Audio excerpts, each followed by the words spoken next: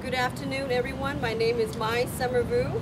Today we stand united as members of the Community United for Education Justice to let the community know that we are proceeding with the recall of Tony Vang. It is sad, shameful, and disappointing that we have to go down on this road of recall. The Community United for Education Justice group is made up of teachers, parents, students, activists, community leaders, and citizens. Vang's action is unlawful and have not served the children and parents in this district. And I'm going to let my colleagues, Mr. Javier Guzman and Reverend Floyd Harris, to expand on the details on why we think Mr. Tony Vang has been unlawful in his action. Good afternoon. In our statement, it is clear after the after the Fresno Bee article that revealed that Mr. Tony Vang did not live in the McLane area, and that his representation violated the requirements and that are subject to the law, and we're asking him to step down from the position because he is illegally representing our community. Not only has Mr. Vang refused to follow the law and relinquish his position, but local, state government agencies, bodies have come forward to enforce the law. This situation that cannot be tolerated by us anymore, especially those of us who care about open and honest government. It is now incumbent upon the citizens of Fresno to end Mr. Vang's mockery of the law, the community, the school, the board, the teachers, the parents, and the students for Fresno Unified School District. We are banding together as a Community United for Education Justice to announce the recall of Mr. Vang. Our group of teachers, FDA Association, numerous citizens have been involved in the front lines of trying to reform Fresno, including members of the task force, and the FDA already has retained an attorney who is an expert on the recall elections and in the process of selecting a political consultant who will guide the recall. The intention of the group is to begin gathering signatures to recall Mr. Vang in September and put forward a qualified candidate to replace him if he chooses not to step down. We will be working with the Fresno County Elections Office to find a date in early 2013. Furthermore, there exists undisputable evidence that Mr. Vang has violated two branches of government. Okay, the first branch of government is the Elections Office, who found that he was registered to vote in the Goshen Avenue area. The second violation of government is when he signed a traffic citation certifying to law enforcement officers that his residence was on Goshen Avenue. Perhaps the greatest violation is that which violates the trust and the confidence of thousands of children and families who he deliberately misrepresented. Thank you very much. Reverend?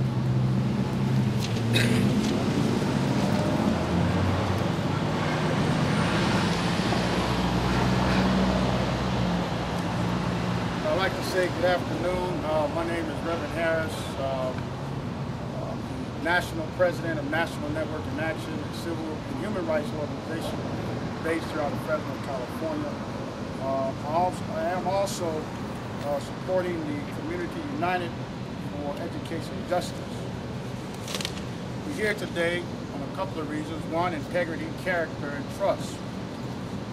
When it came to time to vote in several elections, Mr. Vang used the Goshen Avenue address. When it came time for Mr. Vang to register his daughter at the St. Anthony's Catholic School, he used the Goshen Avenue address. When Mr. Vang received a traffic ticket and had to register for traffic school, he used the Goshen Avenue address.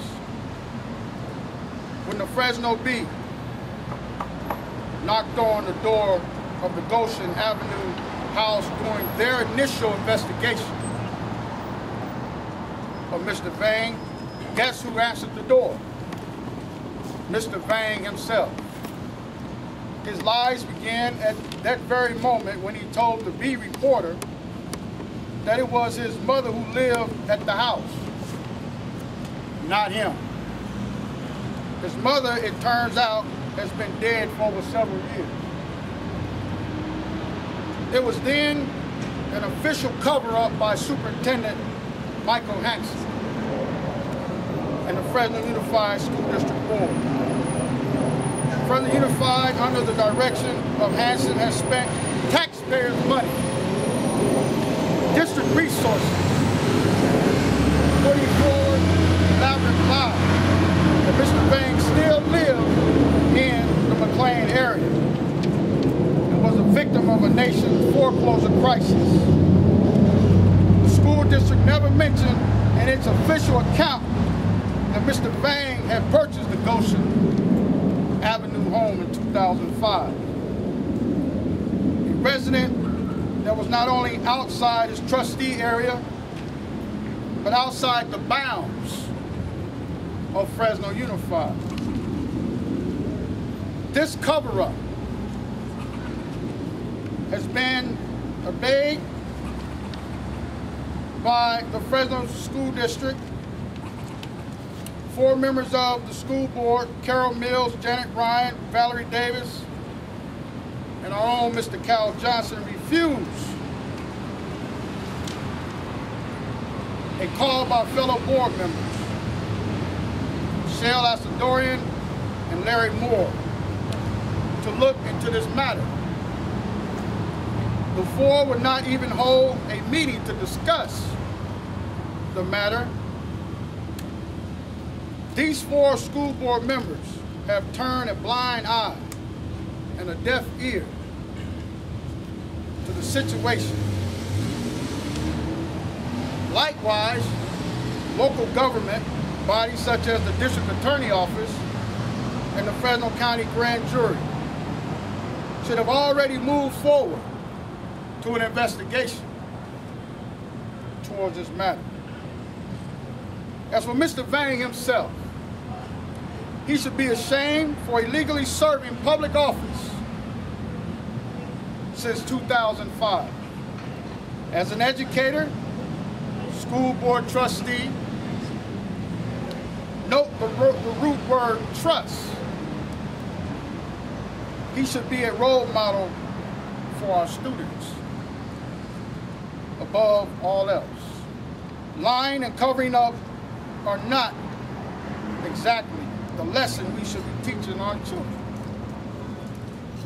We're asking Fresno citizens to come together and put an end to Mr. Vang's shameful mockery of the law. Please help us gather the necessary signatures to begin immediate recall of Mr. Vang's education of justice. In the name of our school, in the name of our community, in the name of our babies here in Fresno Unified School District, requires that we do no less.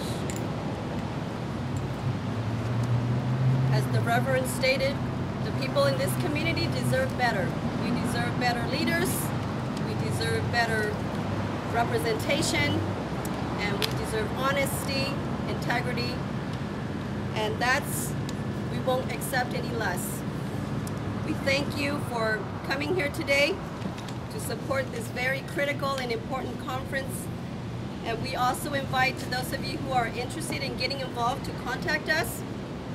Myself, Mai Somerville, and Mr. Guzman, we will help you to get to the necessary network to be productive in this process.